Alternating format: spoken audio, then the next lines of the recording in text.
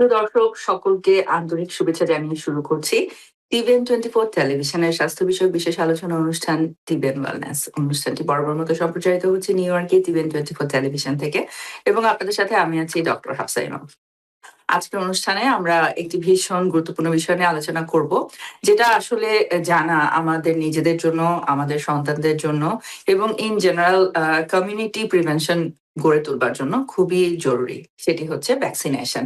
আমরা জানি যে ভ্যাকসিন আসলে এমন একটি প্রক্রিয়া যার মাধ্যমে আমরা নিজেকে বিভিন্ন ধরনের রোগের ঝুঁকি থেকে বিপদমুক্ত রাখতে পারি এবং একই সাথে কিন্তু আমরা একটি হার্ড ইমিউনিটি গড়ে তুলতে পারি। কমিউনিটিতে বিভিন্ন ধরনের অসুখ ছড়িয়ে পড়ার যে একটি সম্ভাবনা সেটিকে প্রতিরোধ করে আমরা কমিউনিটি লেভেলে ইমিউনিটি গড়ে তুলতে পারি। আমরা দেখেছি যে করোনা ভাইরাস মহামারীর সময় যে আসলে ভ্যাকসিন কতটা জরুরি। যখন ভ্যাকসিন আসলো এবং আমরা সকলেই কিন্তু ধীরে ধীরে এই সিচুয়েশন থেকে নিজেকে প্রোটেক্ট করা শুরু করতে পারলাম। তো আজকে আমরা আলোচনা করব বিভিন্ন ভ্যাকসিন নিয়ে, অ্যাডাল্ট ভ্যাকসিন এবং একই সাথে প্রেগন্যান্সি এবং বাচ্চাদের জন্য যে ভ্যাকসিন গুলো কমনলি প্রচলিত আছে সেগুলো সম্পর্কে আমরা গুরুত্বপূর্ণ ইনফরমেশন গুলো জেনে নিব। আমাদের সাথে সংযুক্ত আছেন আমাদের বিশেষজ্ঞ চিকিৎসক, family medicine specialist doctor Sakhawat Hossain Manju. Doctor Sakhawat Hossain Manju, আপনাকে আমন্ত্রণ জানাচ্ছি আজকের আলোচনায়। ধন্যবাদ ডক্টর হাফসা, ধন্যবাদ টিবিএন কে আমাকে আমন্ত্রণ জানানোর জন্য। আমরা আজকে চেষ্টা করব যে ভ্যাকসিন রিলেটেড যেসব প্রিভেন্টিভ মেজার নেওয়া যায় কমিউনিটিতে বা ইন জেনারেল পাবলিকের মধ্যে, সেটা আমরা চেষ্টা করবো যতটুকু পারি স্বল্প সময়ের মধ্যে যে যদি কভার করা যায় কতটুকু ভ্যাকসিন কতটা এফেক্টিভ এবং কতটা হেল্পফুল যে কোনো ডিজিজ কন্ডিশন প্রিভেন্ট করার জন্য। ডক্টর হোসেন, আমরা জানি যে কোভিড এর সময় থেকে আসলে ভ্যাকসিন ব্যাপারটা ঘরে ঘরে আরো অনেক বেশি প্রচলিত হয়ে গিয়েছে এবং ভ্যাকসিনের প্রতি কিন্তু আসলে মানুষের অনেক ধরনের ভ্রান্ত ধারণা এবং অনেক ধরনের ভয় ভীতিও রয়েছে। বিশেষ করে আমাদের কমিউনিটিতে আমি দেখেছি অনেকেই মনে করে যে ভ্যাকসিন না নিয়ে আমার দাদি নানিরা তো জীবন পার করে এসেছেন, ভালোই ছিল, অনেক বছর বেঁচেছেন, আমরা ভ্যাকসিন না নিলে তো সমস্যা নেই, আমি তো সুস্থ হয়ে আছি। এবং অনেকেও কিন্তু আবার ভ্যাকসিন সম্পর্কে এ ধরনের ধারণা পোষণ করেন যে আমি মনে হয় জেনে শুনে নিজের শরীরের ভিতরে একটি জার্ম ঢুকিয়ে দিচ্ছি। এবং কোভিড এর সময় আমরা দেখেছি যে এটা নিয়ে কত ধরনের বিতর্ক এবং আমাদেরকে কিন্তু আসলে অনেক বেশি হার্ড ওয়ার্ক করতে হয়েছে ভ্যাকসিনেশনটাকে সাকসেসফুল করবার জন্য। তো শুরুতেই এই যে ভ্রান্ত ধারণা, এই বিষয়ে আপনার মতামত একটু জানতে চাচ্ছি। আসলে ভ্যাকসিন সম্বন্ধে মানুষের মেইন যেটা ধারণা হচ্ছে কি যে ভ্যাকসিনটা নিলে হয়তো আমার ওই ডিজিজটা হয়ে যাবে, জাস্ট একটা কমন জিনিস ছিল ফ্লুর সময় আগে। আর ম্যাক্সিমাম ভ্যাকসিনে কিন্তু ইনঅ্যাক্টিভেটেড অ্যান্টিজেন যেটা, সেটা ওইটা ভাইরাসের হোক বা ব্যাকটেরিয়াল ভ্যাকসিনে হোক, ইনঅ্যাক্টিভেটেড যে অ্যান্টিজেন ওইটা কিন্তু ইনজেক্টেবল হিসেবে দেওয়া হয়। ওই ইনঅ্যাক্টিভেটেড অ্যান্টিজেনটা কিন্তু বডির মধ্যে রোগ প্রতিরোধ ক্ষমতা বাড়াতে পারে, অ্যান্টিবডি তৈরি করার জন্য হেল্প করে। কেউটি কিন্তু কোনোভাবেই ডিজিজটাকে যে পেশেন্ট যে সিক হয়ে যাবে, ফ্লু ভ্যাকসিনে তার ফ্লু হবে, এই আইডিয়াটা কমপ্লিটলি রং। সেইটা আপনি ধরেন আপনি মিজলস, মামস, রুবেলা বলেন বা মেনিনজাইটিস ভ্যাকসিন বা নিউমোনিয়া ভ্যাকসিনই বলেন, প্রত্যেকটা ভ্যাকসিন কিন্তু অ্যান্টিজেন থেকে যেহেতু তৈরি, কিন্তু ইনঅ্যাক্টিভেটেড অ্যান্টিজেন। এই জন্য ভ্যাকসিনটা নিলে বডি যখনই ভ্যাকসিনটা রিসিভ করে, অ্যান্টিজেনের রিয়াকশনের ফলে বডি একটা অ্যান্টিবডি তৈরি করে। সেই অ্যান্টিবডিটাই কিন্তু ইন ফিউচার যদি এই ডিজিজটা যদি কোনো মহামারী বলেন বা নর্মাল হয়তো সারাউন্ডিংসে কারো আছে, কি যদি ইনফেক্টেড হয়ও, এই অ্যান্টিবডিটাই কিন্তু ফাইট করে ওই ডিজিজের এগেনস্টে। এই জন্য একটা ভুল ধারণা অনেকের মধ্যে আছে যে আমি ভ্যাকসিনটা নিলে হয়তো আমি ওই ডিজিজটা আমার হতে পারি। এটা আইডিয়াটা কমপ্লিটলি রং। কারণ ভ্যাকসিন নিলে বডিতে নর্মাল যে একটা রিয়াকশন হয়, যেহেতু আপনি একটা আউটসাইড থেকে অ্যান্টিজেন নিচ্ছেন, body response to this antigen. এই জন্য রেসপন্স যখন হয়, নর্মাল যে কমন যে প্রবলেম যেটা দেখি আমরা ভ্যাকসিনেশনের সময়, একটু বডি একটু জ্বর জ্বর ভাব লাগে, একটু মানে বডি এক হতে পারে, গায়ে ব্যথা হয়, বা একটু মানে জাস্ট ভ্যাকসিন যে জায়গায় লাগানো মোস্টলি আর্মে একটু ব্যথা করে। এই 2-3টা কমন সিমটমস ছাড়া কিন্তু ভ্যাকসিনের সাইড ইফেক্ট খুব নাই বললেই চলে। কারণ আজকাল ভ্যাকসিন আমি বলবো খুবই ইমপ্রুভড। মানে বিশেষ করে কোভিড এর পরে তো ভ্যাকসিনেশন নিয়ে যে মানুষের যে একটা ভুল ধারণা ছিল কোভিড কিন্তু সেটা ফুললি মানে মিথ্যা প্রমাণিত করেছে যে no, covid vaccine very effective এবং কোভিড ভ্যাকসিন নিলে হ্যাঁ কিছু কিছু সাইড এফেক্ট কোভিড এর ভ্যাকসিনে যেহেতু ইনিশিয়াল স্টেজে দেখা গিয়েছিল, বাট ওগুলো কিন্তু ওরা বেশ লেটলি যেসব ভ্যাকসিন গুলো বেরিয়েছে বেশ মানে ওরা কারেকশন করে ফেলেছে অলরেডি। এবং একই সাথে আমরা জানি যে আসলে যে কোনো ভ্যাকসিন অ্যাপ্রুভড অ্যাপ্রুভাল পাওয়ার আগে কিন্তু ভ্যাকসিনের উপর অনেক পরীক্ষা নিরীক্ষা করা হয়, সব ধরনের ট্রায়াল করা হয় এবং 100% কনফার্ম হওয়ার পরেই কিন্তু আসলে ভ্যাকসিনটা পারমিশন পায় বাজারে আসবার জন্য। সো আমাদের পার্সোনাল লেভেলে আসলে ভ্যাকসিন নিয়ে কোনো ধরনের দ্বিধাদ্বন্দ্ব রাখা উচিত নয়। এবং একই সাথে আরো একটি প্রশ্ন আপনাকে করব যে বাচ্চাদের জন্য যে ভ্যাকসিন গুলো আছে, বিশেষ করে আমি দেখেছি প্রেগনেন্সিতে যে ভ্যাকসিন গুলো খুবই জরুরি, বিশেষ করে MMR, মিজলস, মাম্পস, রুবেলার যে ভ্যাকসিনের কথা আমরা বারবার বলি। আমি দেখেছি যেটা আমাদের কমিউনিটিতে এটাও খুব প্রচলিত, অনেকেই মনে করে যে এই প্রেগনেন্সির সময় যদি ভ্যাকসিন নেয় মা, তাহলে বাচ্চা আসলে অটিস্টিক হতে পারে, বাচ্চার হাত পা বিকলাঙ্গ হতে পারে। এবং বাচ্চাদের ভ্যাকসিনেশনেও আমি দেখেছি এ ধরনের ভ্রান্ত ধারণা আছে। তো এটা সম্পর্কেও একটু আপনি যদি বলেন, কারণ আমি দেখেছি অনেকেই কিন্তু আসলে প্রেগনেন্সিতে এই ভ্যাকসিন গুলোর ক্ষেত্রে নেগলিজেন্সি করে এবং পরবর্তীতে কিন্তু সেটার আউটকাম হিসাবে আসলে দেখা যায় যে বাচ্চা হয়তো এফেক্টেড হচ্ছে। আসলে প্রেগনেন্সির সময় ইউজুয়ালি 36 উইকস এর পরে প্রেগনেন্সির সময় মানে টিডাপ যেটা মানে যেটা টেটনাস আছে, পার্টোসিস, হুপিং কাফের ভ্যাকসিন যেটা, আর এটা ইউজুয়ালি হাইলি রিকমেন্ডেড এবং মানে ম্যাক্সিমাম অবস্টেট্রিশিয়ান রিকমেন্ড করে এবং পেশেন্ট এগুলো নেয়। MMR যেহেতু একটা live vaccine, majority of the time আমাদের এক্সপেকটেশন যে হচ্ছে মায়ের অলরেডি তার MMR ভ্যাকসিন তাদের নেওয়া ছিল, কিন্তু প্রেগনেন্সির সময় আমরা MMR vaccine completely contraindicated vaccine আমরা বলি যে না, মা যেহেতু মানে মা যদি MMR ভ্যাকসিনেশন থেকে থাকে যে দ্যাটস দ্য বেস্ট অপশন, আর যদি না থেকে থাকে তাহলে MMR vaccine recommended after the pregnancy.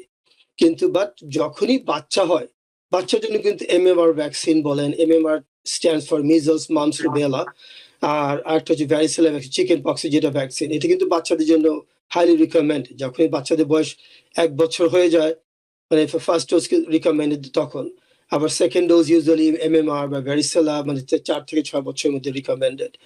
কিন্তু এই ভ্যাকসিনগুলো যে এতটা এফেক্টিভ, আপনি দেখবেন যে কারো যদি চাইল্ডহুডের সময় এই ভ্যাকসিনেশন গুলো নেওয়া ছিল, আপনি after 15 years 20 years আপনি অ্যান্টিবডি চেক করতেছেন just to check the immunity. কারণ আজকাল কিন্তু অনেক কলেজে যেতে বা স্কুলে যেতে কিন্তু এইসব ভ্যাকসিনেশনের প্রুফটা বেশ জরুরি। কারণ হচ্ছে কি, এই যে আপনি দেখছেন ইভেন বাংলাদেশে কিছুদিন আগে যে এই যে মেজেলসে কিছু অনেকগুলো বাচ্চা মারা গেছে বা কিছু, এই জন্য ভ্যাকসিনেশনটা আমি বলবো যে এই ভ্যাকসিনেশন যদি এফেক্টিভলি ইমপ্লিমেন্টেশন করা যায় তখন কিন্তু এইসব ডিজিজের মানে আশঙ্কার সংখ্যা খুবই কমে যায়। এই জন্য প্রেগনেন্সির সময় আমরা মোস্টলি রিকমেন্ড করি যে মানে টিডাপ যেটা এটা মাস্ট নেবে মা। আর আমি যেটা আগে যেটা বলছি ম্যাক্সিমাম এক্সপেকটেশন হচ্ছে মায়ের অলরেডি ভ্যাকসিনেশনটা ছিল, যে MMR বা ভ্যারিসেলা ভ্যাকসিনেশনটা ছিল, বা অন্যান্য যে ভ্যাকসিন যেগুলো আছে হেপাটাইটিস বি বলেন, যেটা মানে একটা খুবই একটা বাজে একটা ডিজিজ, যেটা কোনো ওষুধও নাই। হেপাটাইটিস বি ভ্যাকসিন কিন্তু মায়েদের জন্য রিকমেন্ড জাস্ট বিফোর প্রেগনেন্সি, কারণ ডিউরিং প্রেগনেন্সি মোস্ট কমনলি আমরা রিকমেন্ড করি টিডাপটা। আমরা যেহেতু MMR নিয়ে কথা বলছি, আমি আপনাকে একটু বলবো যে MMR ভ্যাকসিন সম্পর্কে আপনি যদি একটু আলোচনা করেন। MMR হচ্ছে MMR measles, mumps and rubella. কারণ এই তিনটা ডিজ কিন্তু বেশ হাইলি কন্টাজিয়াস একটা ভাইরাল ডিজিজ। কারণ MMR বা এইসব পেশেন্ট যখন হয় এগুলো কিন্তু ট্রিটমেন্ট বলতে কিছু নাই, যে ওই ওষুধটা আছে একটা অ্যান্টিভাইরাল ইউজ করলাম পেশেন্ট ঠিক হয়ে গেল, কিন্তু এইসব না। কিন্তু এগুলো মেইন জিনিস হচ্ছে কারণ এইসব পেশেন্ট কিন্তু ম্যাক্সিমাম সময় দেখা যায় মিজলস পেশেন্ট কিন্তু ওই তাদের র্যাশ ঠিকই হয় কিন্তু মারা যায় তার রেসপিরেটরি কমপ্লিকেশন মারা যাচ্ছে তারা। কারণ এই পেশেন্ট গুলো যদি দেখা যাচ্ছে আমরা হার্ড ইমিউনিটি যেটা বলি, কমিউনিটি ম্যাক্সিমাম পেশেন্ট যদি ভ্যাকসিনেটেড থাকে তখন ওই 1 জন 2 জন তারা যদি বাইরে থেকে আসেও এইসব ডিজিজ কন্ডিশন নিয়ে, তখন কিন্তু কমিউনিটি খুব বেশি এফেক্ট করে না। আপনি আমেরিকায় হয়তো মানে এই বেশ কয়েক বছর যাবৎ চলতেছে যে টেক্সাস বা সাউথে পেশেন্ট একটা কিন্তু আছে যে তারা কিন্তু ভ্যাকসিন নিয়ে অতটা সিরিয়াস না ভ্যাকসিনেশনের প্রতি তাদের একটা অনীহাও আছে ইভেন আমেরিকার লোকজনের মাঝখানেও। এই জন্য দেখছি যে ওই সাউথের পেশেন্ট কিন্তু ওই যে যখনই মিজেলস যখন আমেরিকায় দেখা দিয়েছিল কিন্তু আমাদের নর্থ ইস্টে কিন্তু অতটা এফেক্ট করেনি আনটিল আনলেস কি হয়তো মানে ট্রাভেল করে এসেছে বা কিছু, কিন্তু যেহেতু ম্যাক্সিমাম পেশেন্টের ভ্যাকসিনেশন করানো ছিল নর্থ ইস্টে এই জন্য কিন্তু আমাদের খুব এফেক্ট করেনি। এই জন্য আমি বলবো যে measles mumps rubella chicken pox যেটা ভ্যারিসেলা ভ্যাকসিন এগুলা হাইলি এফেক্টিভ। এগুলা রিকমেন্ডেড হচ্ছে বাচ্চাদের বয়স যখন 1 বছরের বেশি হয়। ফার্স্ট ডোজ ইউজুয়ালি 12 to 15 মান্থসে নেয়, আর second dose is between 4 to 6 years of age নেয়। আর কারো যদি এইসব ভ্যাকসিনেশন আগে নেওয়া না থাকে তারা কিন্তু ইজিলি যে কোনো বয়সে এইসব ভ্যাকসিন নিতে পারে। এমন কোনো রেস্ট্রিকশন নেই যে আমার বয়স এখন 20 years old, আমি এখন এমএমআর নিতে পারবো না, তারা নিতে পারবে, কারণ still that can give you the immunity. এই জন্য আমি হাইলি রিকমেন্ডেশন হচ্ছে মানে কারো যদি এইসব ভ্যাকসিন আগে না নেওয়া থাকে, কারণ আজকাল কিন্তু আপনি কোনো স্কুল কলেজে যান আর বিশেষ করে হেলথ কেয়ার সেক্টরে কেউ যদি কাজ করতে চায়, যেটা আপনি নার্সিং স্কুলে পড়েন, মেডিকেল স্কুল বলেন, ফার্মেসি স্কুল বলেন, এইসব ভ্যাকসিনেশনের প্রুফ কিন্তু আপনার লাগবে মাস্ট। নট অনলি কার্ড দিলেই চলে না, কিন্তু আজকাল অনেক জায়গায় স্টেট জিজ্ঞেস করে যে no you have to check for the antibody, তোমার এগুলো অ্যান্টিবডি আছে কিনা। কারণ অনেক সময় ডাক্তার কাছে গেলেও ডাক্তার আমাদের ভ্যাকসিন নেওয়া ছিল, আমার লেখা দেন আপনি। কিন্তু আমি বলবো এটা মানে করাও ঠিক না। বেস্ট অপশন হচ্ছে তাদের নিজের সেফটির জন্য, কারণ ইজিলি ব্লাড টেস্টের মাধ্যমে এগুলা অ্যান্টিবডি চেক করা যায়। এই যে আমি স্ট্রংলি রিকমেন্ড করবো কারো যদি এমএমআর ভ্যাকসিন আগে না নেওয়া থাকে, যারা অ্যাডাল্ট আছেন তারাও কিন্তু এই ভ্যাকসিনটা নিতে পারেন ইজিলি। এবং একই সাথে আরেকটু জানতে চাবো যে প্রেগন্যান্সিতে আসলে কোন কোন ভ্যাকসিন গুলো এই মুহূর্তে আমরা একজন প্রেগন্যান্ট মাদারকে অবশ্যই যেন তারা এটা মিস না করেন সে ব্যাপারে আমরা সাজেস্ট করছি, এবং সেই ভ্যাকসিন গুলো সম্পর্কে যদি একটু আলোচনা করেন। যেমন প্রেগনেন্সি আমি আগে যেটা বলেছি, if the mother is already pregnant, তখন যেহেতু এমএমআর ভ্যারিসেলা এগুলো লাইভ ভ্যাকসিন আমরা এগুলো রিকমেন্ড করি না, হাইলি কন্ট্রাইন্ডিকেটেড। কিন্তু মায়ের উচিত, কারণ আমরা সবাই জানি কারো someone got married and stuff, আমি বলবো তাদের উচিত এইসব ভ্যাকসিনেশন থেকে মানে আগেই তাদের ভ্যাকসিনটা নেওয়ার পরে তারা যেন প্রেগনেন্সির কথাবার্তা চিন্তা করেন। That's the safest option. সেটা বাচ্চার জন্য বেটার, তাদের জন্য ভালো। আর আমি আগে যেটা বলেছি যে টিডাপ যেটা মানে যেটা টেটনাস, ডিপথেরিয়া, পারটোসিস, ওইটা 36 উইকস এর সময়। আর আরএসভি ভ্যাকসিনটাও রিকমেন্ডেড প্রেগনেন্সি মাদারের জন্য। এই 3টা ভ্যাকসিন মোস্টলি আমি বলবো যে মানে 3-4টা ভ্যাকসিন, ভ্যারিসেলা ভ্যাকসিনও। কিন্তু আপনি যদি মানে ইন জেনারেল অ্যাডাল্ট ভ্যাকসিনেশন যদি আপনি চিন্তা করি, যেমন hepatitis B is recommended across the board. সেটা আপনি যেমন বাচ্চারা যেমন বর্ন হওয়ার secondly first dose hepatitis B পায় তারা। আমি যেটা যেমন কোনো প্যারেন্টস বা কোনো মায়েরা যদিও মা এখন প্রেগনেন্সি চিন্তা ভাবনা করতেছে, হেপাটাইটিস বি ভ্যাকসিনেশন ছিল না, আমি তাদের স্ট্রংলি রিকমেন্ড করবো যে না, আপনারা ইভেন প্রেগনেন্সির আগেই ভ্যাকসিনেশন গুলো নিয়ে নিজেদের ইমিউনিটিটা স্ট্রং করাটা সবচেয়ে মানে রিকমেন্ডেড। আমরা কি প্রেগন্যান্ট ওমেনদেরকে ফ্লু ভ্যাকসিন এবং কোভিড ভ্যাকসিনের জন্য কি এখন বলছি? হ্যাঁ, প্রেগনেন্ট ওমেনদের জন্য মানে এটা কন্ট্রাইন্ডিকেটেড না, তারা নিতে পারে ফ্লু ভ্যাকসিন আর covid vaccine during the flu season. আর কোভিড ভ্যাকসিন কিন্তু এখন মোটামুটি জাস্ট ওয়ান্স এ ইয়ার, মানে এখন যে মোস্ট মানে বায়োনটেক বা ফাইজার যেটা, এটা ওয়ান্স এ ইয়ার। কেউ বলে যে usually highly recommend during the fall season, যেহেতু মানে উইন্টারের সব এগুলো ভাইরাল ডিজিজ গুলো বেশি দেখা যায়। আর ফ্লু সিজন যেহেতু শুরু হয় ইউজুয়ালি অক্টোবর নভেম্বরে, যদি কোনো মাদার যদি প্রেগনেন্ট থাকে during that period of time, yes that's highly recommended for them. অসংখ্য ধন্যবাদ আপনাকে। সুপ্রিয় দর্শক, আমরা কিন্তু শুনছি এবং শুনলাম যে ভ্যাকসিন আসলে কিন্তু কতটা সেফটি মেজারমেন্ট কনফার্ম করে বাজারে প্রচলন করা হয়। সব ধরনের রিসার্চ এবং ট্রায়াল কমপ্লিট করে একটা ভ্যাকসিন কিন্তু অনেকগুলো ধাপ পার করে তারপরে কিন্তু এটা অ্যাপ্রুভাল পায়। সুতরাং ভ্যাকসিনের জন্য আমাদের আসলে মনে কোনো ধরনের দ্বিধাদ্বন্দ্ব রাখা উচিত নয়, এবং প্রেগনেন্সিতে যে ভ্যাকসিনগুলো আসলে ইম্পর্ট্যান্ট সেগুলো অবশ্যই আমাদেরকে নিতে হবে, কারণ এটা কিন্তু মা এবং বাচ্চা সকলের সুস্থতার সুরক্ষার জন্যই, নিরাপত্তার জন্যই খুবই জরুরি। এখন একটু জানতে চাইবো যে টিটেনাস ভ্যাকসিন সম্পর্কে আমরা জানি যে এটার কিন্তু একটা এক্সপায়ারি ডেট আছে এবং এই টিটেনাস ভ্যাকসিনও কিন্তু আসলে আমি দেখেছি আমাদের কমিউনিটিতে আমরা অনেকেই একদমই গুরুত্ব দেই না। কিন্তু এটা থেকে কিন্তু পরবর্তীতে দেখা যায় যে অনেক ধরনের কমপ্লিকেশন, সিচুয়েশন হয়ে যেতে পারে। সুতরাং এটা আমাদের জানা খুবই জরুরি। এটা সম্পর্কে যদি একটু বলেন। যেমন টেটানাস ভ্যাকসিন যখন বাচ্চাদের জন্য যখন রিকমেন্ডেড তখন মানে একটা ভালো জিনিস এই দেশে কিন্তু বাচ্চাদের জন্য এই জিনিসটি এমনভাবে ম্যান্ডেটরি করেছে যে স্কুলে যেতে হলে you have to give the vaccination card. Tetanus vaccine কিন্তু বাচ্চাদের 2 মাস 4 মাস 6 মাসে মানে 3টা ডোজ নেয়, আবার একটা দেয় মানে 15 to 18 মান্থসে, another one আবার between 4 to 6 years। এটা মানে আমি বলছি চাইল্ডহুড ইমিউনাইজেশনের সময়। কিন্তু কারো যদি চাইল্ডহুড ইমিউনাইজেশন অলরেডি আছে তারা কিন্তু এভরি 10 ইয়ার্স কিন্তু টেটানাস ভ্যাকসিন রিকমেন্ডেড। টেটানাস ভ্যাকসিনটা কিন্তু এর সাথে ডিপথেরিয়া ভ্যাকসিনও থাকে আর পার্টোসিস হুপিং কফের ভ্যাকসিনটাও থাকে। এই জন্য এভরি 10 ইয়ার্স এভরি অ্যাডাল্ট মানে across the board everybody needs the tetanus diphtheria pertussis vaccine. Sometimes এগুলা একটু ভিন্নভাবেও আসে, জাস্ট ডিপথেরিয়া টেটানাস আলাদাও আসে।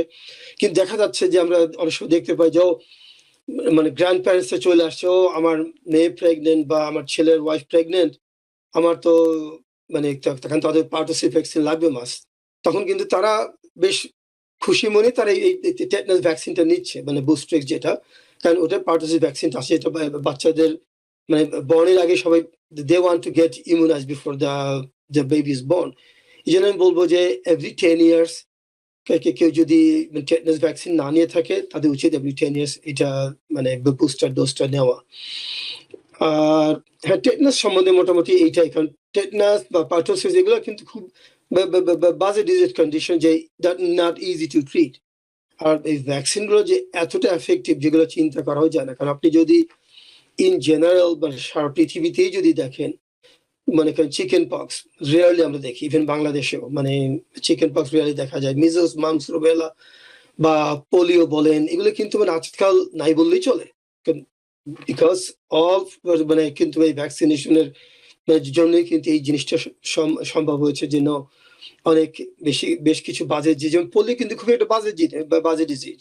আবার হচ্ছে বাচ্চাদের যে একটা হিভ আছে, একটা হেমোফাইলাস ইনফ্লুয়েঞ্জা বি, যেটা ওইটার জন্য কিন্তু প্রচুর বাচ্চারা মারা যেত মেনিনজাইটিসের জন্য, যেটা আমার মনে আছে আমি বলতেছি 25-27 ইয়ার্স আগে, মানে বাংলাদেশে আমি যখন ইন্টার্নশিপ করি তখন একটা মেয়ে মাত্র 15 বছর বয়সে মারা গেছে বিকজ অফ মেনিনজাইটিস। কারণ এই যে আজকাল যে এই হেমোফাইলাস ইনফ্লুয়েঞ্জা এটার জন্য কিন্তু মেনিনজাইটিস হতো, কিন্তু এই দেশে আপনি মানে রিয়ারলি এই জিনিসটা হয়। মানে এই জন্য আমি বলবো যে প্রত্যেকটা ভ্যাকসিন মানে বেশ সেফ, আর সবার উচিত যে যখন বুস্টার ডোজের সময় হয় বা ডাক্তার যদি রিকমেন্ড করে এগুলো উচিত তাদের নেওয়া। আরেকটা কথা, আমরা প্রেগন্যান্সির ভ্যাকসিন নিয়ে আলোচনা করলাম। অনেক সময় কিন্তু কেউ আসলে দেখা যায় যে হয়তোবা কি 1টা-2টা ডোজ মিস করে ফেললো প্রেগন্যান্ট ওম্যান। তো অনেকেরই প্রশ্ন থাকে যে বাচ্চা ডেলিভারি হয়ে গিয়েছে, এখন আমি বাচ্চাকে ব্রেস্ট ফিড করাচ্ছি, এখন কি আমি ওই মিস ডোজটা নিতে পারবো কিনা, এটা কি বাচ্চার জন্য সেফ কিনা, বা এটা কি এখন নিলে ইফেক্টিভ হবে কিনা, এই বিষয়ে একটু যদি বলেন। আসলে এই আফটার প্রেগন্যান্সি আমি বলবো যে কোনো ভ্যাকসিনই তারা নিতে পারে, ব্রেস্ট ফিডিং এর কোনো কন্ট্রাইন্ডিকেশন নাই, মানে any vaccine including live vaccine, MMR. হ্যাঁ রাইট, হ্যাঁ এমএমআরটা যেমন after pregnancy they can take. এরকম প্রেগন্যান্সির সময় আমরা লাইভ ভ্যাকসিনটা অবশ্যই এটা কন্ট্রাইন্ডিকেটেড, এবং রাইট, এমএমআর আর প্রেগন্যান্সির প্ল্যান থাকলে আমরা বলি যে 1 মাস আগে থেকে লাইভ ভ্যাকসিন অ্যাভয়েড করতে। রাইট, হ্যাঁ, কারণ হচ্ছে কি, কারণ আফটার প্রেগন্যান্সি আমি বলবো যে কোনো মায়েরা they can take any vaccine. যেমন ফ্লু সিজন যদি আসবে, ফ্লু ভ্যাকসিন কিন্তু প্রেগন্যান্সির সময় নিতে পারে, নো কন্ট্রাইন্ডিকেশন, কারণ ওটা একটা লাইভ ভ্যাকসিন না। এই যে আফটার প্রেগন্যান্সি আমি বলবো যে কোনো ভ্যাকসিন তাদের যদি ডিউ হয়ে থাকে, বা আমি একটা ডোজ নিয়েছি during pregnancy, now it's time, যেমন হেপাটাইটিস বির কথা ফর এক্সাম্পল, যেমন hepatitis B vaccine first dose নিয়েছি ডিউরিং প্রেগন্যান্সি, এখন আমার সেকেন্ড ডোজের সময় মানে ব্রেস্ট ফিডিং এর সময় easily they can take it safely. আমি বলবো এইসব যে কোনো ভ্যাকসিন আফটার প্রেগন্যান্সি তারা নিতে পারে, সেটা লাইভ ভ্যাকসিন হলেও কোনো কন্ট্রাইন্ডিকেশন নাই। কারণ ডিউরিং ব্রেস্ট ফিডিং এটা খুবই সেফ, যে এমন না যে আমি যদি এই ভ্যাকসিনটা নেই ও আমার যদি বাচ্চাকে যদি মানে ব্রেস্ট ফিড করানো হয়, কারণ এটা তাদের মাথায় রাখা উচিত। কিন্তু বাচ্চাটা কিন্তু সেকেন্ড ডেতে কিন্তু হেপাটাইটিস বি ভ্যাকসিন পাচ্ছে তাদের first dose. That's not a choice, you have to have it, ঠিক না? আবার ২ মাসের সময় তারা কিন্তু এক গাদা ভ্যাকসিন পায়। ৪ মাসের সময় সেম এই যেমন ম্যাক্সিমাম কিন্তু মানে কমন একটা প্রোটোকল আছে, যেমন পেডিয়াট্রিক্সরা বা ফ্যামিলি মেডিসিন ফিজিশিয়ান এরা মেইনটেইন করে যে আমরা কমন কিছু বলি যে ২ মাস, ৪ মাস, ৬ মাস এই এই ভ্যাকসিন গুলা এক গাদা ভ্যাকসিন তার বাচ্চাগুলো পায় কিন্তু। আবার দেখা যায় যখন ১ বছর সময় হয় তখন পায় বেশ কিছু ভ্যাকসিন। আবার 15 মান্থের সময় কিছু ভ্যাকসিন পায়, আবার ৪ থেকে ৬ বছরের মধ্যে কিছু ভ্যাকসিন পায়। ওগুলো কিন্তু মানে that's mandatory to go to school for the বাচ্চাদের জন্য। এই জন্য আমি বলবো যে ইভেন প্রেগনেন্সি, আপনি যেটা বারবার বলছে প্রেগনেন্ট মাদারদের জন্য, তারা during pregnancy except live vaccine they can take any vaccine, এবং after pregnancy they can take any vaccine including the live vaccine. অসংখ্য ধন্যবাদ আপনাকে। সুপ্রিয় দর্শক, চলে যাচ্ছে একটি ছোট্ট বিরতিতে। বিরতির পরে আপনাদের সাথে আরো অনেক কমন ভ্যাকসিন এবং গুরুত্বপূর্ণ ইনফরমেশন নিয়ে আলোচনায় ফেরত আসছি। আমাদের সাথেই থাকুন। সুপ্রিয় দর্শক, বিরতির পর আবার ফেরত আসছি আপনাদের সাথে টিবেন ওয়েলনেসের আজকের আলোচনায় ভ্যাকসিনেশন এবং এর বিভিন্ন মিথ এবং ফ্যাক্টস গুলো নিয়ে। ডক্টর হোসেন, আপনার সাথে আলোচনায় আমরা ফ্লু এবং কোভিড ভ্যাকসিন নিয়েও কথা বলছিলাম। তো ফ্লু ভ্যাকসিন এত কমন একটি ভ্যাকসিন, কিন্তু এটা সম্পর্কে কিন্তু আসলে এখনো আমাদের হয়তোবা বেশ কিছু জিনিস আলোচনা করবার গুরুত্ব রয়েছে। আমি দেখেছি যে ফ্লু ভ্যাকসিন নিয়ে আসলে অনেকেই অসুস্থ হয়ে যান। হয়তোবা তার হাই ফিভার হচ্ছে, তার ভীষণ গা হাত পা ব্যথা হচ্ছে। একদম ফ্লু হলে পরে যে ধরনের অসুস্থতা হয়, পেশেন্ট দেখা যাচ্ছে নিয়ারলি সেই ধরনের সিম্পটমস এক্সপেরিয়েন্স করছেন, এবং এই কারণে আমি দেখেছি পরবর্তীতে অনেক পেশেন্টই আসলে ফ্লু ভ্যাকসিন এভয়েড করছেন। বলছেন যে আমি ফ্লু শট নিয়ে অসুস্থ হয়ে গেলাম, আমার কি লাভ হলো? বা তার ফ্লু হচ্ছে, তো সে আবার বলছে যে আমি তো ফ্লু হলোই, আমার কি লাভ হলো? তো আপনি যদি একটু এটা আলোচনা করেন। আমরা জানি যে আনফরচুনেটলি এখনো এভরি ইয়ার আসলে ইউএসএ তে কিন্তু ফ্লুতে অনেক মানুষ মারা যাচ্ছে। তো এই বিষয়ে আপনি যদি একটু আলোচনা করেন। আচ্ছা, ফ্লু ভ্যাকসিনটাকে আমি বলবো flu vaccine that's not it 100% effective না, কারণ ফ্লু যেহেতু গুলার মানে স্ট্রেন গুলো চেঞ্জ হয় যেহেতু, but still majority of the time 50% 60% cases flu ভ্যাকসিনটা বেশি এফেক্টিভ। ফ্লু ভ্যাকসিন নিলেই যে আপনি ফ্লু হবে, আসলে এটা কোনো এটা কমপ্লিটলি ভুল ধারণা, রাইট? আমি আগে যেটা বলেছি যে কোনো ভ্যাকসিন নিলে বডি যেহেতু একটা মানে আউটসাইড একটা অ্যান্টিজেন পাচ্ছে, তখন বডিতে একটা একটা মানে অ্যান্টিবডি তৈরি করার জন্য একটা রিয়াকশনের মতো হয়।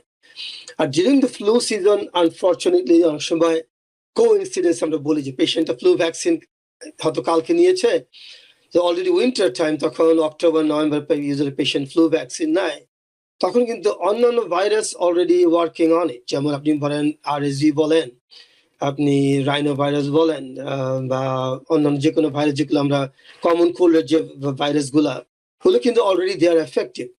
অনেক সময় কোইন্সিডেন্স হয় যে পেশেন্ট ফ্লু ভ্যাকসিন এসে নেক্সট ডে হয়তো অন্য একটা তাদের ভাইরাস তাদের অ্যাটাক করেছে, all the blame goes to the flu vaccine. আমি ফ্লু ভ্যাকসিন নিয়েছি, তারপর দেন সিক হয়ে গিয়েছি, রাইট? ফ্লু ভ্যাকসিন নিলে আপনার একটু মানে শরীরে একটু জ্বর ভাব আসতে পারে, বা ব্যথা হতে পারে, একটু মাথা ব্যথা করতে পারে, বাট এটা কিন্তু নেভার এভার ফুল ব্লোন ফ্লু আপনাকে কখনো মানে ইম্পসিবল হবে না। কারণ হচ্ছে কি, আপনি যে পাচ্ছেন ওটা inactivated antigen from the virus, ওইটা কিন্তু লাইভ ভাইরাস না। কারণ আগে বেশ কয়েকবার আগে একটা ফ্লু ভ্যাকসিনে একটা নেজাল একটা স্প্রে দিতাম আমরা, যেটা লাইভ ভাইরাস ছিল, ওটা কিন্তু এখন টোটালি ইউজ করে না বললেই চলে। কারণ অনেক পেশেন্ট ওই ইনজেকশনের ভয়ে ওরা নেজাল স্প্রে ইউজ করতো, বাট দেখা যাচ্ছে ওই পেশেন্ট হয়তো ওই ভ্যাকসিনটা থেকে অবশ্যই সিক হয়ে যেত বেশি। ওইটা কিন্তু এখন অতটা আমরা এনকারেজ করি না যে নাও। এই জন্য এনিবডি 6 months and above তারা কিন্তু ফ্লু ভ্যাকসিন সেফলি নিতে পারে। কিন্তু কারো যদি ফ্লু ভ্যাকসিন নেওয়ার পরে যদি কোনো সিমটম থাকেও, জাস্ট সিম্পল আমি বলবো ১ দিন বা ২ দিন মানে টাইলেনল বলেন, অ্যাডভিল, এইসব বস্তু যদি খায়, ওইসব বডির সিমটম কিন্তু ইজিলি চলে যায় কিন্তু। কিন্তু আমি স্ট্রংলি বলতেছি যে ফ্লু ভ্যাকসিন কখনো আপনাকে ফ্লু দিতে পারে না। কারণ হয়তো আপনার বডির কিছু রিঅ্যাকশন হয়, that's true, but at the same time অনেক সময় কোইন্সিডেন্সের জন্য আপনার হয়তো অন্যান্য ভাইরাস আপনার ওই সময় অ্যাটাক হয়েছে, কিন্তু but all the blame goes to flu vaccine. আমি বলবো ফ্লু ভ্যাকসিন, রাইট? অনেক পেশেন্ট আর্গুই করবে যে ফ্লু ভ্যাকসিন তো তোমার 100% এফেক্টিভ না।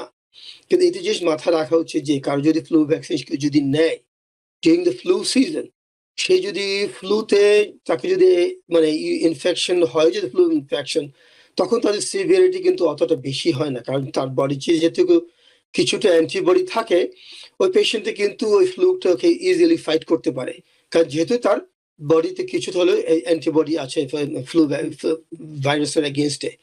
কিন্তু কেউ যদি টোটালি ভ্যাকসিনের যদি না থাকে, ওই ইনফ্লুয়েঞ্জা ভাইরাসগুলো কিন্তু ওইসব পেশেন্টে কিন্তু খুবই সিক করে খেলতে পারে, বিশেষ করে যারা একটু ইমিউনো কম্প্রোমাইজড, যাদের হিস্ট্রি অফ স্মোকিং আছে, মানে তাদের জন্য তো আমি বলবো খুবই ডেঞ্জারাস। মানে ডায়ালাইসিস পেশেন্ট বলেন, যারা ডায়াবেটিক্স আছেন, যাদের যাদের কোনো মানে ইমিউনো কম্প্রোমাইজ স্টেট আছে যাদের আছে, তাদের এই জন্য রিকমেন্ড যে ফ্লু ভ্যাকসিন আমি রিকমেন্ড করি মিড অক্টোবর টু আর্লি নভেম্বরতে নেওয়ার জন্য।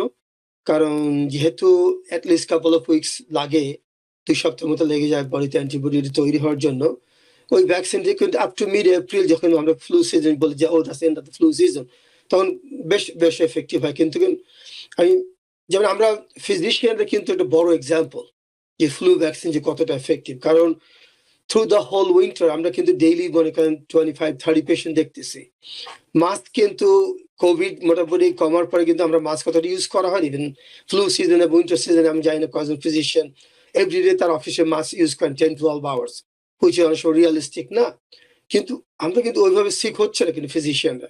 রিজন হচ্ছে প্রত্যেকটা ফিজিশিয়ানের, যেমন ম্যাক্সিমাম হেলথ অর্গানাইজেশন দেখলে mandatory have to have the flu vaccine. কারণ কারণ পেশেন্ট আপনি জানেন না তার কি ফ্লু আছে না, তার কোভিড আছে না, তার আরএসভি আছে।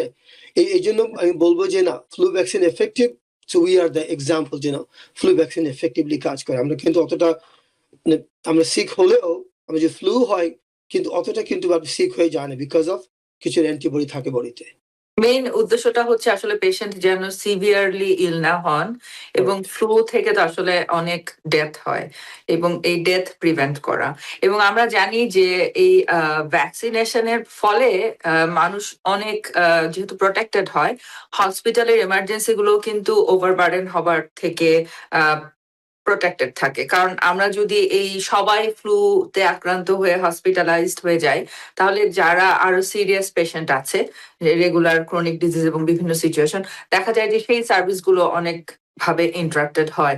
তো আসলে কিন্তু একটা ভ্যাকসিন যখন প্রচলিত করা হয়, এর অনেকগুলো সিচুয়েশন থাকে আমরা জানি। তো সেটা কিন্তু শুধুমাত্র যে এরকম না যে আমরা মানে এটা ইচ্ছা হলো আমি নিলাম কি নিলাম না। যদি আমাকে ডক্টর রিকমেন্ড করে থাকে, সেটার পিছনে অবশ্যই কারণ আছে, এবং যেটা রেগুলার বেসিসে এটার একটা প্রক্রিয়া চালু করা হয়েছে, সেটার অবশ্য একটা গুরুত্ব আছে। তো এভরি ইয়ার আসলে দেখা যাচ্ছে যে কোভিড এর পরে 2010 থেকে এই পর্যন্ত ভ্যাকসিনে প্রায় আমেরিকাতে কিন্তু 6,000 থেকে 52,000 লোক অ্যানুয়ালি মারা যায় ফ্লুতে, এবং হসপিটালাইজড হয় 1 লাখ থেকে 7 লাখের মতো মানুষ এভরি ইয়ার। মানে যেটা কিনা আসলে একটা মানে হেলথ কেয়ার সার্ভিসের উপর একটা হিউজ বার্ডেন। তো এখানে যারা ভালনারেবল গ্রুপ, তাদের জন্য কিন্তু ফ্লু ভ্যাকসিনটা খুবই গুরুত্বপূর্ণ ভূমিকা পালন করে। People who are 65 and older, and at the same time like young children এবং পিপল অফ ক্রনিক ডিজিজ। তো তাদের ক্ষেত্রে কি আপনারা কি ফ্লু ভ্যাকসিনটা নেবার জন্য কি কোনো মানে বাধ্যবাধকতা করেন, যারা প্রাইমারি কেয়ার বা তাদের যারা পার্সোনাল ডক্টর থাকে, বা তাদের ক্ষেত্রে এটা ফ্লেক্সিবল? কারণ আসলে এই যে ভালনারেবল পপুলেশন যারা, তাদের জন্য কিন্তু ফ্লু ভ্যাকসিনেশনটা আসলে ভীষণভাবে গুরুত্বপূর্ণ। হচ্ছে ফ্লু ভ্যাকসিনের বাধ্যবাধকতা মানে ইনস্টিটিউশন ওয়াইজ হয়তো কিছু আছে যে যারা হেলথ কেয়ার প্রোভাইডার তাদের জন্য ম্যান্ডেটরি, বাট যখনই আপনি যেটা বললেন যে ইমিউনো কম্প্রোমাইজ, হয়তো কারো বাবা মা আত্মীয় স্বজন কারো হয়তো ডায়াবেটিস আছে, তারা বেশ এল্ডারলি, তারা বেশ ফ্রাজাইল, তাদের হচ্ছে কেউ কিমোথেরাপি নিচ্ছে, কেউ হয়তো ইমিউনোসাপ্রেসিভ মানে কোনো ড্রাগ খাচ্ছে, হয়তো রিউমেটয়েড আর্থ্রাইটিস আছে, কেউ মেথোট্রেক্সেট খাচ্ছে। মানে ইন জেনারেল আমি বলবো প্রত্যেকটা ফ্যামিলি মেম্বার এই ব্যাপারে একটু কনসাস হওয়া। দ্য রিজন হচ্ছে আমি হয়তো সুস্থ আছি, কিন্তু আমার বাসায় হয়তো আমার এল্ডারলি প্যারেন্টস থাকতে পারে, ঠিক না? এই যে আমি যদি ফ্লুর ভ্যাকসিনটা অ্যাভয়েড করি, I can bring the flu to my home, ঠিক না? আমি ইজিলি আমার প্যারেন্টস বা আমার বাসায় যে ইমিউনো কম্প্রোমাইজ যে লোকটা থাকে আমি ইনফেক্টেড করতে পারি। এই জন্য আমি স্ট্রংলি রিকমেন্ড করবো যে মানে বাচ্চা থেকে শুরু করে 6 months and above যারা বয়স্ক যারা আছেন তাদের জন্য তো আরো ইম্পর্টেন্ট যে না, আমি কোনোভাবেই আমি মানে ফ্লু আমি যাতে ইনফেকশন যাতে না হয় আমার। কারণ হচ্ছে কি কারণ একগাদা বয়স্ক লোকজন তারা হয়তো বেশ ক্লোজড এনভায়রনমেন্ট থাকে, বিশেষ করে নিউ ইয়র্ক সিটি বলেন বা অন্যান্য বিজি যে জায়গায় আমরা যেগুলো থাকি, তারা বেশ ক্লোজ এনভায়রনমেন্টে থাকে। এই জন্য দেখা যাচ্ছে কেউ যদি বাইরে থেকে যারা যাচ্ছে, আমাদের ছেলে মেয়ে বাইরে কাজ করতেছে বা কিছু, কিন্তু তারা যদি মানে সিক হয়ে যায় ফ্রম দ্য ফ্লু, ইজিলি তারা কিন্তু ওই ডিজিজটা ট্রান্সমিট করতে পারেন বাবা মার দিকে। এই জন্য তাদের উচিত, আমি বলবো তাদের উচিত ভ্যাকসিনটা নেওয়া, এবং বাবা মার তো অবশ্যই উচিত যে তারা যেহেতু আরো ভালনারেবল ফ্লু থেকে সিক হওয়ার জন্য, আমি বলবো এই জন্য across the board flu vaccine recommended for whole family members. মানে এরা সেটা বাচ্চাদের ক্ষেত্রেও, কারণ বাচ্চারা স্কুলে যাচ্ছে ডেইলি, কারণ স্কুলে কিন্তু এসব জিনিস বেশ কমন। আপনি দেখবেন যে যেসব বাচ্চাগুলো স্কুলে যায় বা ডে কেয়ার যায়, ইজিলি দে গেট সিক। কারণ মানে পার্টিকুলার স্মল পার্সেন্টেজ লোকজন আছে, ইভেন আমেরিকা, তারা we don't believe in vaccine.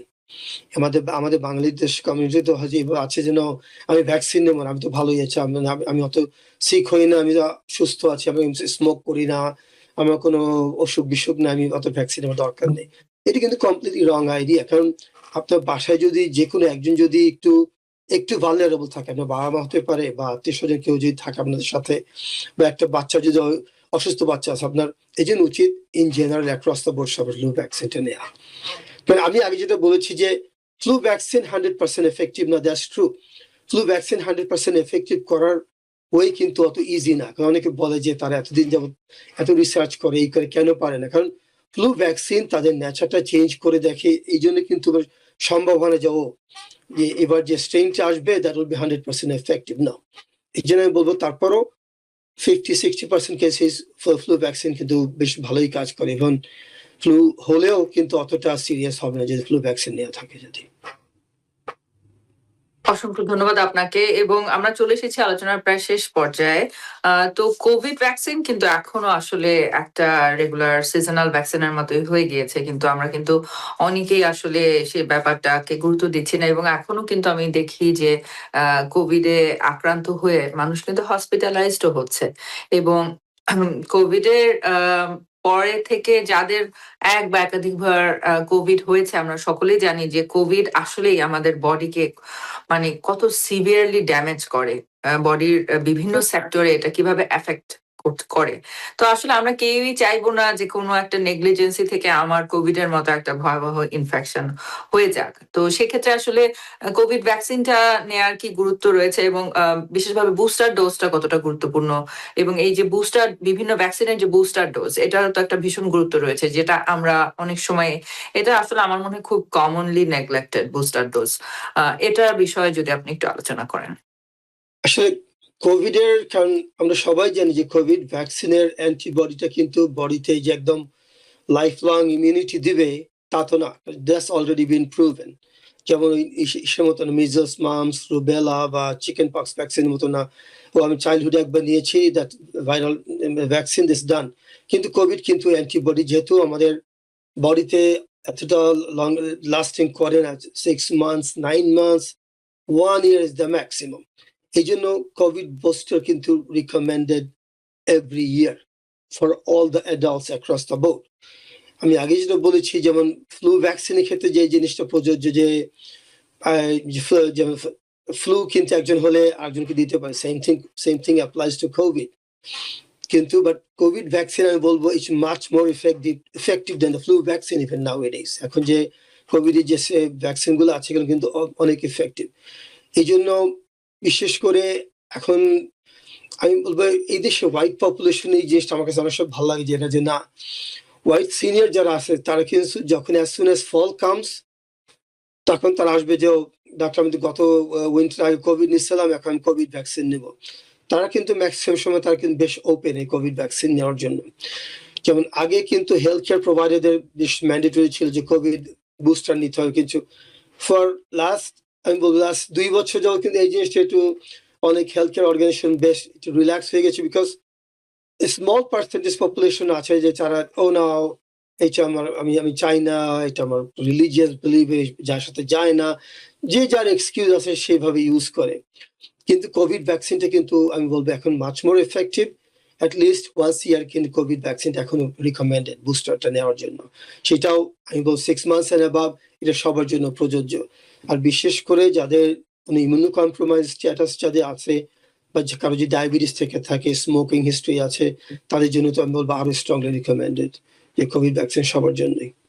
R elderly পপুলেশনের ক্ষেত্রেও কি আমরা এটা রিকমেন্ড করছি রেগুলার বেসিস? Absolutely right. হ্যাঁ, কারণ এলডারলি পেশেন্টদের আমি যেটা বললাম, তারা কিন্তু অলওয়েজ মোর ভালনারেবল।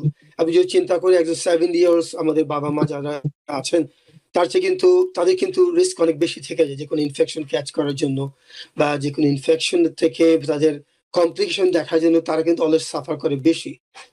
তাদের যেহেতু অন্যান্য কোমরবিডিজ থাকে, কারণ কারো হয়তো অ্যাজমা আছে, কারো হয়তো ডায়াবেটিস আছে, কেউ হয়তো আগে ক্যান্সার হিস্ট্রি ছিল, কেমোথেরাপি নিচ্ছে, রেডিয়েশন নিচ্ছে, এখন হয়তো ভালো আছে, কিন্তু ওই পেশেন্টগুলো কিন্তু স্টিল সামহাউ ইমিউনি কম্প্রোমাইজ থেকে যায়। এই জন্য আমি বলবো যে এল্ডারলি তাদের জন্য হাইলি রিকমেন্ডেড। কারণ কোভিড ভ্যাকসিন কিন্তু এখন কিন্তু আগের মতো তো ওই ঝামেলা নেই যে আমার লাইনে দাঁড়িয়ে থাকতে হবে। ম্যাক্সিমাম ফার্মেসি এরা ক্যারি করে, ডাক্তার অফিস হয়তো কোভিড ভ্যাকসিন অসময় আজকাল ক্যারি করে না, বিকজ অফ কারণ পেশেন্টের মধ্যে একটা এখনই চলে আসে আমার কোভিড ভ্যাকসিন লাগবে না, কোভিডটা এখন অত সিরিয়াস না। কারণ আপনি এখন টিভিতে বা অন্য কোথাও অত দেখা যায় না, পিপল ডাইং ফ্রম কোভিড না, কিন্তু কোভিড স্টিল দেয়ার। এই জন্য আমি বলবো যে না, বিশেষ করে যাদের ইমিউনো কম্প্রোমাইজ স্ট্যাটাস আছে, যারা এলডারলি আছেন বা যাদের একটু আপার রেসপিরেটরি ইনফেকশন হয় বা যাদের অ্যাজমা আছেন, তাদের সবার উচিত কোভিড ভ্যাকসিনটা মাস্ট নেওয়া। এই জন্য আমি বলবো যে অ্যাক্রস দ্য বোর্ড সবাই কোভিড ভ্যাকসিনে বুস্টার নেওয়া উচিত ইয়ারলি। অসংখ্য ধন্যবাদ আপনাকে। আমরা চলে এসেছি আলোচনার শেষ প্রান্তে। তো বিদায়ের পূর্বে আপনি যদি দর্শকদের উদ্দেশ্যে কোনো কিছু বলতে চান এবং আপনার অ্যাডভাইস গুলো শেয়ার করতে চান। আমার বলার একটাই যে যত ভ্যাকসিন আছে আজকের এই ভ্যাকসিন গুলো খুবই সেফ। এর কমপ্লিটলি ভুল ধারণা যে ভ্যাকসিন আপনাকে সিভ করে দিব বা ভ্যাকসিন আপনাকে ওই রোগটা আপনার শরীরের ভিতরে ঢুকিয়ে দেবে, এটা কমপ্লিটলি একটা রং আইডিয়া। এই জন্য আমি বলবো কারো যদি স্পেসিফিক কোনো কোয়েশ্চেন থাকে কোনো পার্টিকুলার ভ্যাকসিন সম্বন্ধে, যে আমি হেপাটাইটিস বি ভ্যাকসিন নিতে চাচ্ছি, বা আমি কারণ কিছু কিছু জিনিসের একটু মাথায় রাখা দরকার। একগাদা রোগের কিন্তু কোনো ট্রিটমেন্ট নাই, কোনো ঔষধ নেই, কিন্তু vaccine is the way to prevent ইট। এই জন্য উচিত কোনো পার্টিকুলার ভ্যাকসিন যদি কারো কোয়েশ্চেন থাকে, আমি বলবো আপনাদের নিজস্ব ডাক্তারদের সাথে পরামর্শ করে ভ্যাকসিনেশন ব্যাপারে আপনি সবাই একটু আপ টু ডেট থাকলে, যতই মহামারী হোক, সেটা মিজলস হোক, মামস হোক বা ফ্লু হোক বা কোভিড হোক, এগুলো কিন্তু আমরা ইজিলি প্রিভেন্ট করতে পারবো এবং নিজেরা সুস্থ থাকতে পারবো ওইসব রোগ বালাই থেকে। অসংখ্য ধন্যবাদ আপনাকে। সুপ্রিয় দর্শক, আমরা চেষ্টা করেছি আমাদের সময় স্বল্প পরিসরে খুব কমন এবং গুরুত্বপূর্ণ ভ্যাকসিন গুলো নিয়ে আপনাদের সাথে আলোচনা করবার। ভ্যাকসিনেশন সম্পর্কে আমাদের কমিউনিটিতে যে ধরনের ভুল ভ্রান্ত ধারণা প্রচলিত রয়েছে সেগুলো একটু তুলে ধরবার এবং আসলে আমাদের কি করণীয় এবং ভ্যাকসিন গুলো কতটা গুরুত্বপূর্ণ রোল প্লে করে আসলে সেই বিষয়গুলো আপনাদের সাথে শেয়ার করবার। ইনফরমেশন গুলো ফলো করলে আশা করি এই ভ্রান্ত ধারণাগুলো আর থাকবে না। আমরা সকলেই প্রত্যেকের নিজের দায়িত্বের জায়গা থেকে অ্যাক্টিভলি ভ্যাকসিনেশন প্রক্রিয়ায় পার্টিসিপেট করব। নিজেকে, আমার শিশুকে এবং আমাদের কমিউনিটিকে আমরা প্রোটেক্টেড রাখবো। আমাদের সাথে সংযুক্ত ছিলেন আমাদের বিশেষজ্ঞ চিকিৎসক, family medicine specialist doctor Shakhawat Hossain Manju. Doctor Hossain, আপনার গুরুত্বপূর্ণ আলোচনা এবং ইনফরমেশনের জন্য টিভেন 24 এর পক্ষ থেকে আপনার প্রতি বিশেষ কৃতজ্ঞতা। ধন্যবাদ আপনাকে, ধন্যবাদ দর্শকদেরকেও। আশা করবো তারা সবাই একটু ভ্যাকসিনের ব্যাপারে একটু সবাই একটু চিন্তা করে যে ভ্যাকসিনেশন আমার জন্য বা আমার ফ্যামিলির জন্য সবার জন্য হেল্পফুল, এবং তারা যেন সবাই যেন তার ডাক্তারের সাথে পরামর্শ করে ভ্যাকসিনেশন গুলো আপ টু ডেট থাকেন। ধন্যবাদ সবাইকে। সুপ্রিয় দর্শক, সকলে নিরাপদে থাকুন, সুস্থ থাকুন। ধন্যবাদ। টিভিএন 24 টেলিভিশন দেখতে আজই কল করুন 7187776556। লগ ইন করুন www.totalcablebd.com। নিউ ইয়র্ক থেকে সম্প্রচারিত টিভিএন 24 টেলিভিশন বিশ্বজুড়ে বাঙালির কণ্ঠস্বর।